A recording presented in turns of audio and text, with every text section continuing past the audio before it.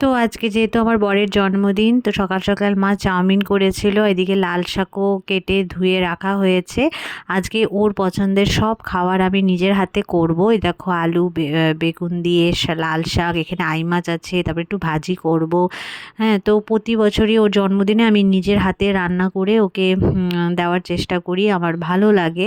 তো আজকেও আমি ও যা যা খেতে ভালোবাসে সেগুলোই রান্না করছি। তো এখন আমি পরপর সব রান্না বসিয়ে দিচ্ছি তাড়াতাড়ি। যেগুলো আইটেম ও ভালো পায় সেগুলোই করব, বেশি কিছু না। তো এদিকে লাল শাক সব হয়েছে দেখো। তো রান্নায় রয়েছে আলু শিম ভাজা করেছি, লাল শাক করেছি, এদিকে মসুরির ডাল হয়েছে, আর এদিকে শস্য বাটা দিয়ে আই মাছ হয়েছে। তো এগুলি আমি নিজের হাতে করে ওকে এখন খেতে দিলাম।